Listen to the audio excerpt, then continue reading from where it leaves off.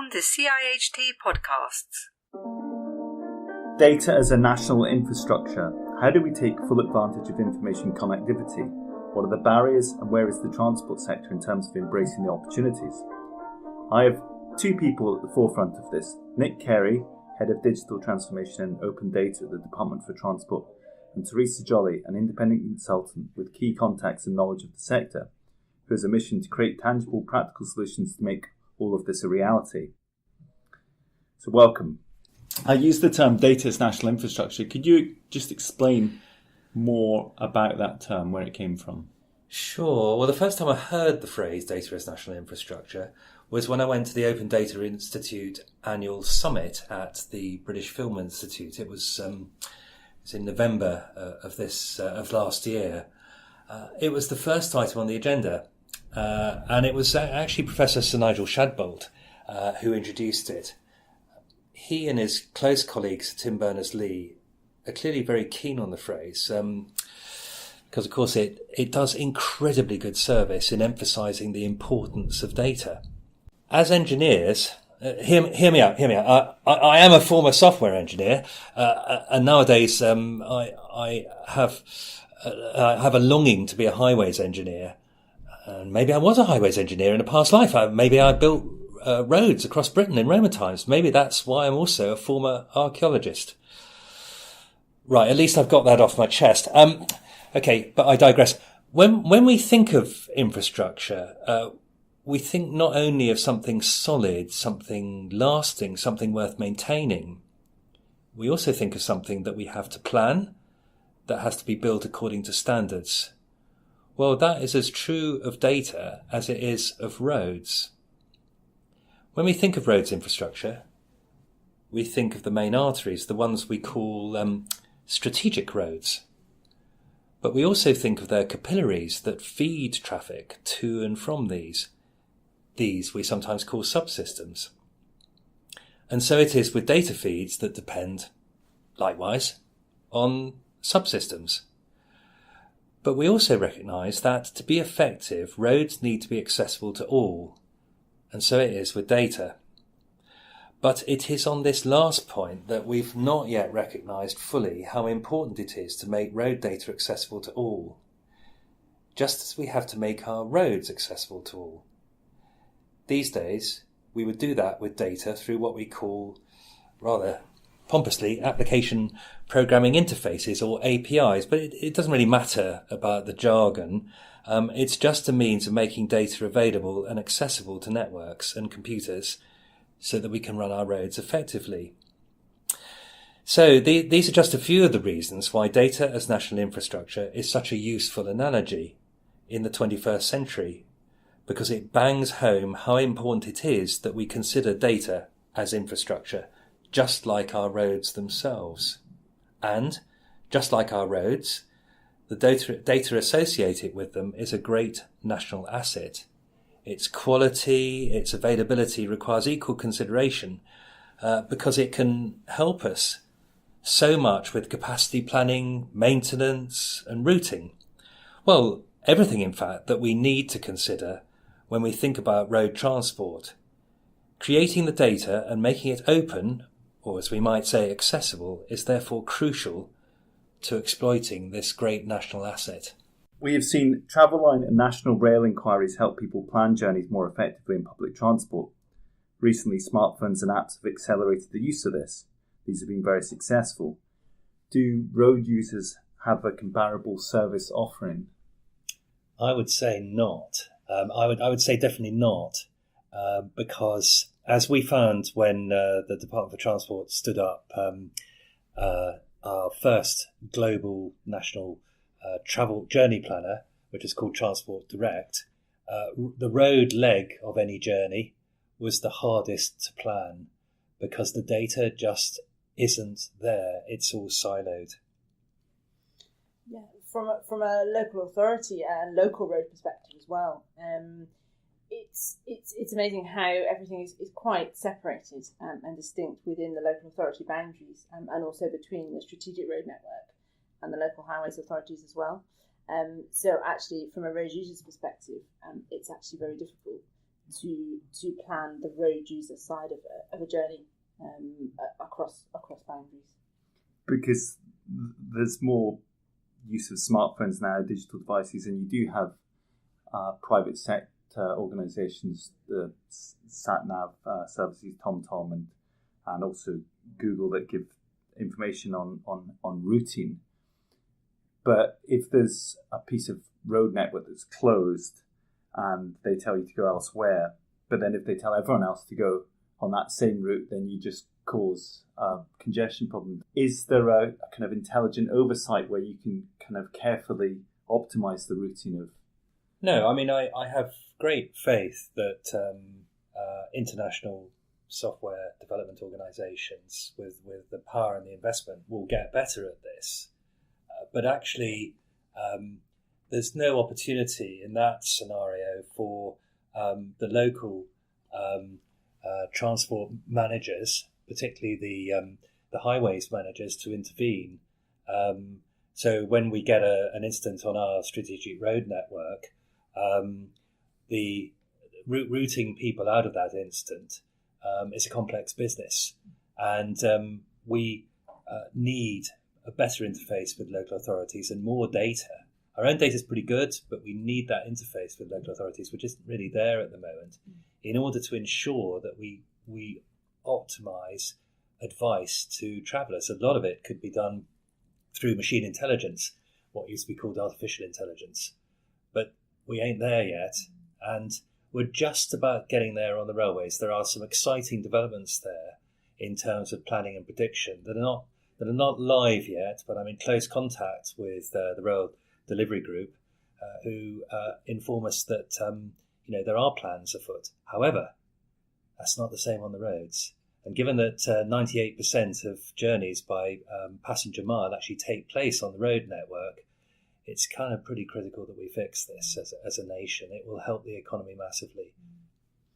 I think also chatting to Highways England and local highways authorities, it's still very much the management structure within the organisations that's the focus of how the routing and the management of diversions is done. And there's a recognition that shift has to change to the user needs and actually giving a coordinated journey, regardless of who owns the bits of road. But there's an awful long way to go yet to actually make that a reality. As a little aside, because actually it's not just optimising journeys in order to boost the economy, actually it can save lives. We found on our A14 project that ambulance dispatchers, following an incident, would send not one, not two, but 3 ambulances via diverse routes to the incident because they could not predict which ambulance was going to get there first. And in chatting with individuals in the West Midlands Fire Authority a few weeks ago, I discovered that situation has not changed, that the routing of fire, all the blue light services, is still a sort of fairly hand-to-mouth business. So that indicates how pressing the need for a really good data to underpin this it actually is. And is that happening? Is that on? There's a lot of highway authorities. How advanced are they in kind of grappling with that problem? Being able to plan and manage the data that underpins the routing options, like roadworks, closures, diversions, this kind of stuff. That's all managed within each individual local authorities as best they can, working with their asset data and condition data and the traffic information. And at the moment, there isn't a coordinated way to help all of that come together. And you're right, there's by my reckoning, only 153 responsible authorities within England for local highways, plus then I think over 200 if you include the UK as a whole. And understandably, if you're in one of those authorities, you might want to try your best, but you've got to get the other 153 or 200 to do that as well. And local authorities are just so cash strapped and have been so in an annual cycle of work for many, many years that they don't have the capacity to actually to do that. So there needs to be some help to help coordinate this and make this happen. And there are ways out of this. I mean, Teresa's absolutely right. There's there's actually only probably one major show in town at the moment, which is adult social care. And that was a lesson that was brought home to us by the chair of the Future Highways Forum, Jason Russell, who pointed out that adult social care is kind of, the show in town at the moment. So rocking up in front of a local authority and saying, for the greater good, for the public good, it'd be really good if you unleashed your data, is not going to play well. But if we can say to local authorities, actually, you can do this better, cheaper, faster, and you can release money for adult social care by storing your data differently, by getting out of long-term commitments which tend to lock data up and hide it away, then actually you can save a lot of money. And as we're finding in my central department, where we've just done a discovery on our own data, actually making data more visible to people in the department helps in decision making. And that's the message really for local authorities, that if you want to make better decisions, unleash your data, get more access to it, get more visibility to it, and then you can plan better, you can manage better. And as a byproduct, but also one that happens to meet a massive user need, people will be able to traverse your local authority by road more easily. Probably appropriate timing, because I noticed that Westminster, where we're sitting today, has been renamed Webminster by a big advertising campaign by Amazon for Amazon Web Services, which is obviously a cloud computing offering. So in terms of the direction, it would be something about opening up this data so it becomes available more broadly to everyone, as opposed to just held by that individual local authority. Is that the kind of the traditional way of storing data is on a local server. That's a really expensive way to do it. If you're prepared to use other people's tin in the cloud, because there's always tin involved, but it doesn't have to be your own. You actually get a more robust and resilient service. You need a few new skills to unleash it, but you can cut the cost of this by moving to a cloud platform massively. I'd like to just comment on security at that point, because security is often held up as the reason why one can't do that. Actually, candidly, security really only applies if you've also got to address concerns over data protection or commercial sensitivity. On the whole, this stuff is unfettered from that point of view. The other aspect of security, though, that we do have to be careful of is that you do have to worry about the integrity of data. And if somebody was to mess with the data, then of course that integrity thing could mean that everyone got routed over Hammersmith Bridge into the river instead of across it into Barnes, that kind of thing. Which means that you do have to be, really watchful of that. But putting stuff in the cloud, which the CESG in government is absolutely behind, provided you do it safely and in the right way, and you use the right technical expertise to do it, there's nothing less secure. In fact, in many ways, it's probably more secure than trying to maintain security on a local server. And this is, I think, Teresa, you've mentioned about the idea that this could become a part of the highway maintenance efficiency program, because, as an example, those are big potential efficiency benefits. Absolutely. Are there other efficiency benefits that would be worth articulating to highway authorities? Or yeah, I think really for me, we've talked a lot at the moment about the user need and helping to plan journeys, and the need for bringing the existing, more highways maintenance asset condition data together. And yes, that is a great help for users and bringing a more connected network across the country.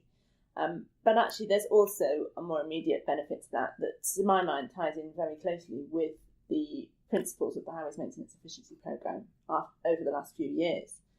In particular, the need to move from a reactive to a proactive process for highways asset management, and to bring data together anyway in more effective formats to enable prioritisation and management of maintenance. So in my mind, what I'm seeing here is that by helping to coordinate a national effort around all of this, it helps both to deliver the HMEP aims and objectives, It also helps to improve the evidence case for additional funding to actually enable those works to happen.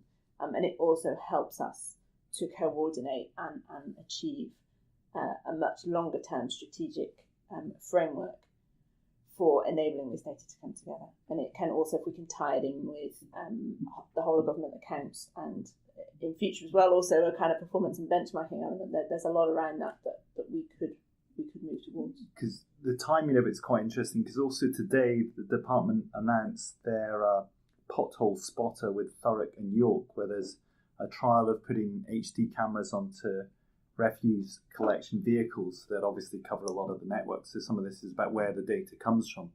And this is, as far as I'm aware, never been done in the UK before, possibly never done in the world before. Do you see that tying into this agenda that you're kind of... It's a great initiative, isn't it? It's one of the reasons I'm really proud to work in this department. My colleagues actually think about this stuff, and they're able to help the agenda that our ministers have to move forward, because they spot these kind of opportunities to do this sort of stuff. There is quite a lot of that kind of stuff, but you're right. It is, as far as I know as well, a first in terms of that specific use of HD cameras on refuse trucks. There's quite a lot of crowdsourcing going on. The thing that's different about this particular initiative is that it can also spot flaws in the pavement, as we technically call it, but for most people, let's call it the road surface, before anything, terrible happens. So that's great. But I think that I'm aware that Teresa's also thinking at this from the other direction. It's great to gather the data, but where is it held? The holding of that together, and I think also it really challenges the highways maintenance sector, because for many, many years we've relied on the traditional road condition surveys and the collection of data in a very structured, formal way, and perhaps not used as much of what we've collected as we could have done to help identify that. That's a whole other story. But what these disruptive technologies are doing is showing that there's a different way of bringing and managing that road condition data. And we absolutely need to provide a way for that to be integrated. That's not necessarily going to replace full road condition surveys. I'm sure it won't, but it's certainly an augmented part of that, and we need to be able to accommodate it and work with that a lot more in the future. And as we hear more about autonomous and connected vehicles, and then the significance of sensors in those vehicles for the operation of them to work safely and effectively is going to become more. So there'll be another pull on data. Where does that go? How's that shared? What's the interface with private and public, and how that's... any thoughts on those developments? I mean, probably lots of thoughts. Yeah, lots of thoughts. And the department has its own collaboration with BASE, which is the Centre for Connected and Autonomous Vehicles, which is really developing some excellent policy and looking at how to take this agenda forward. I think the general message coming out of my colleagues in that sphere is that it will be an evolutionary process, not a revolutionary one, that we will see gradual augmentation of vehicles, and we probably won't be able, except with hindsight, to say when the moment was that we all just flipped over to connected autonomous vehicles. It's not going to happen like that. Roughly 2025 is anticipated to be the sort of time when we might have a level 5 vehicle. That is to say, something where you can fold your arms and just travel as a passenger and completely trust that the vehicle will be able to take you around. But quite a lot of infrastructure has got to be put in place. There are definite security questions in relation to autonomous vehicles because of the risk of a threat actor gaining control of the vehicle, or getting control of multiple vehicles. Lots of stuff to wade through, lots of public trust, lots of security issues. From a road condition point of view, since that's where we started, we already know and anticipate that connected autonomous vehicles will regularly be able to report road condition, because they'll be reporting their own condition and their own safety levels, potentially at a rate of millions of times per second. Not that we necessarily need it at that rate, but it's perfectly possible. So we expect all of that, and it will augment things. But it's not as if suddenly we're going to wake up and be a nation full of connected autonomous vehicles. And if you look at the current vehicle fleet on the roads today, it comprises vehicles going back to the 20s and 30s, and I think a lot of that stuff is still going to be with us. And let's face it, to meet user needs, we have to cater for all users. We can't just say that we're only going to sort of allow a certain class of vehicle onto our roads. We will allow things onto our roads that are deemed to be safe according to our legislation, and that's going to be a whole mass of stuff. But yeah, there's plenty of opportunities to gather more data. Teresa, you've mentioned about highways, APIs, application program interfaces. You could explain a bit on the potential benefits of using this. That'd be really helpful. Sure, no problem. So the concept, people may be familiar with something called Transport API or other roadworks.org, for example, or other sites where there is a collection of a lot of different data and the ability to access that in different ways. Highways API is looking at doing a similar kind of thing, but for all highways related data. And it's a big gap in the whole of the transport delivery space for data. There's quite a lot that's been done with public transport data to bring this together, to enable it to be structured and coordinated so that it can then be accessed in many different ways, and then other people can use that data. But for highways, this doesn't exist. We were chatting earlier about this problem where individual local authorities have their own highways asset management condition data, but there's really not a way for one local authority's data to talk to another's, or for other people to pull out, say for example, all information about all streetlights across England. There's just no way to do that. The only way at the moment would be to go to each individual local authority and try and do that, and as there's 153 of them, that's quite a big thing, so no one would bother. So the concept of what I'm terming a highways API would be to provide a framework and a structure for how each local authority's data is coded and organised. They can use it themselves, but it also feeds into this national hub, if you like, that the actual API itself, and it can then be drawn out in various different ways. The concept behind all this is a streamlining and a standardisation to a degree of the data that we have, which is a very HMEP focused activity. And whilst we may have done it for contract conditions and procurement stuff through HMEP, no one has got anywhere near touching this level of detail at the data side. And it's really it's the missing piece of the jigsaw, in my opinion, that enables us to move from where we are to deliver full future mobility as a service and intelligent mobility, because we'll be filling in that gap. So from the moment that I heard about this, my attention was drawn to it by Teresa and also by Jonathan Raper through his Transport API operation.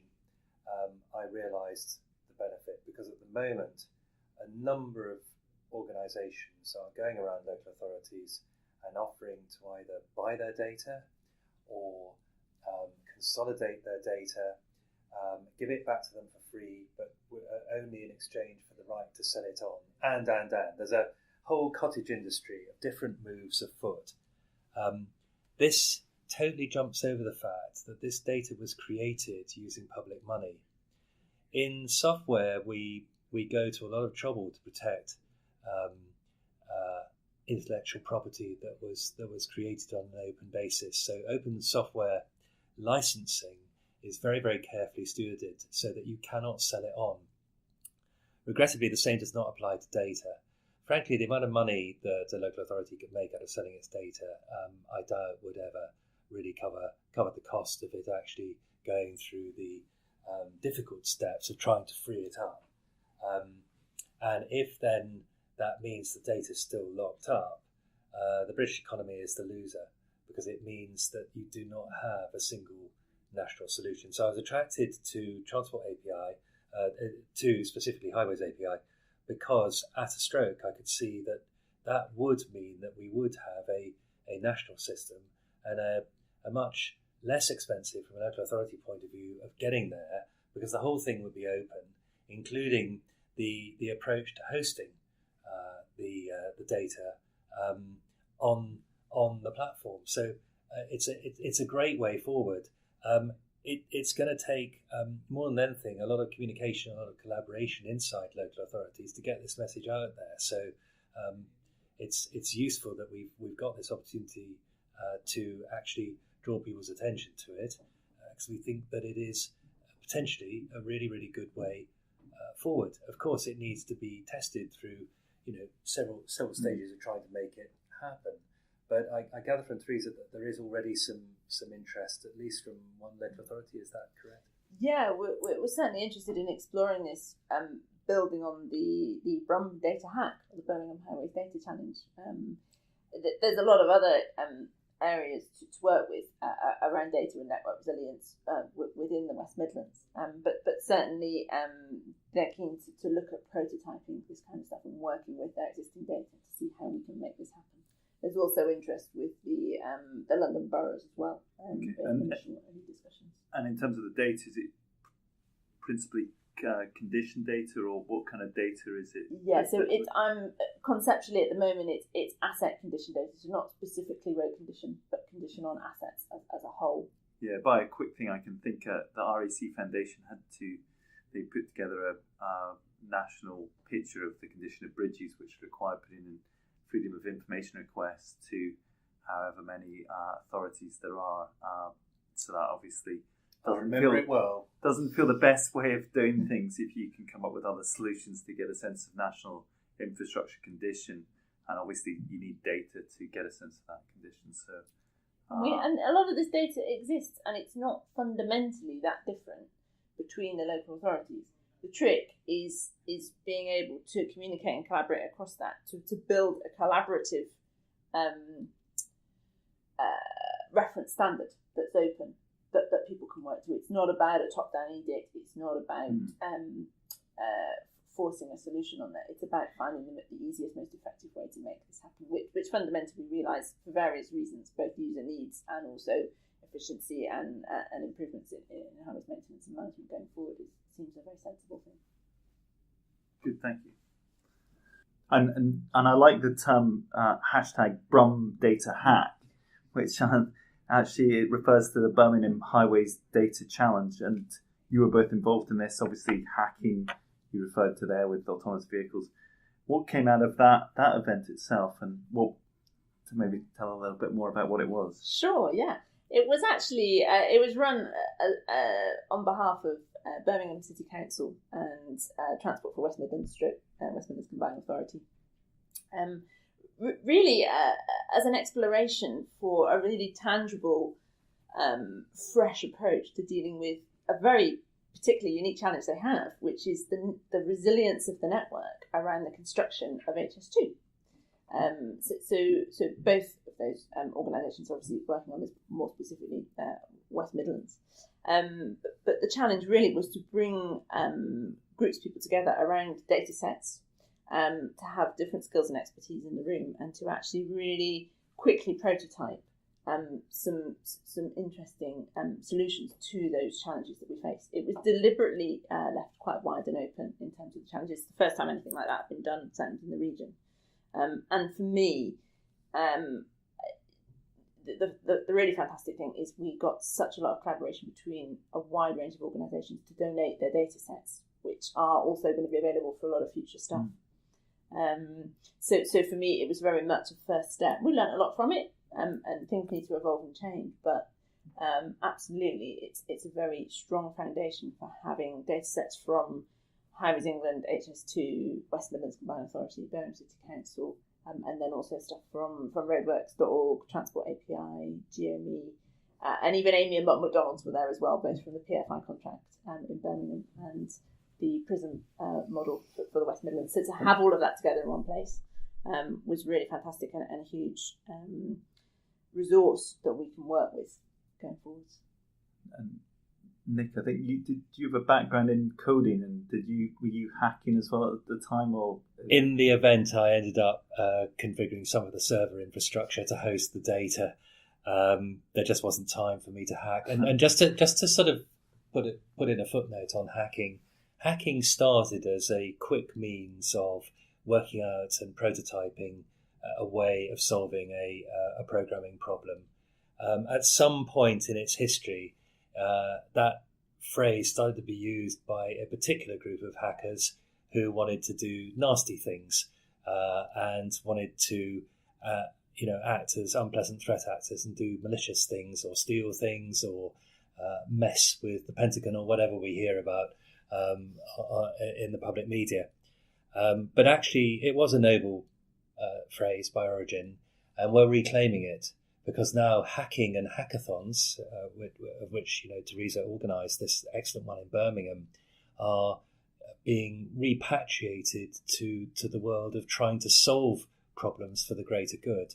And I guess we solved, we had prototypes of quite a few, didn't we? We did. We had some, I think, 4 teams and Tom Forth from HI Leeds with his Birmingham bus tracker, which is done brilliantly. But yeah, there was 4 teams that kind of came together, and it was a very organic process that people form as they feel that they kind of work through challenges and find the right skill sets to do that. One was a team, A Breath of Fresh Air, so that was looking at air quality around schools. And seeing how they can monitor that and represent that to children as a kind of re-education effort, I guess, for air quality. There was Breakthrough that were looking at approaches to, I guess, kind of instant reporting and keeping traffic moving on, particularly, I think, on that strategic road network. There's an excellent one with HS2 and OpenStreetMap, where they work together to realise to identify the compounds for the HS2 construction around Birmingham International Airport, and HS2 discovered that their data in Ordnance Survey format was not good enough for what they needed to do. So they went back and translated it into latitude and longitude. And were able to complete that project. And that learning's gone back into the organisations, which I think was one of the key things from all this, is taking that learning back in to the organisations. It was an exciting moment. I mean, when the chap came in the morning and said, I went back to the ranch and looked at my data and realised that it was pretty hard to use in its present form. So I've patched it and it's now really easy to use in its present form.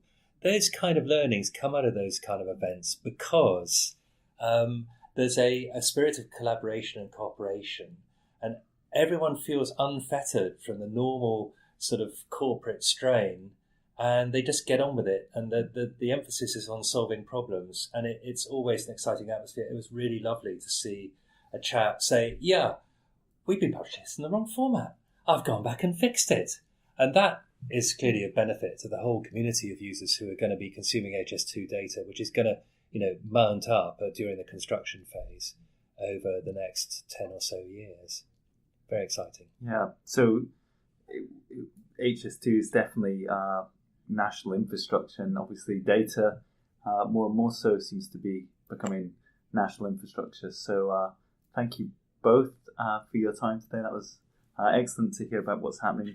If people want to find out more information, hashtag Brum Data Hack is one avenue, but future highways as well.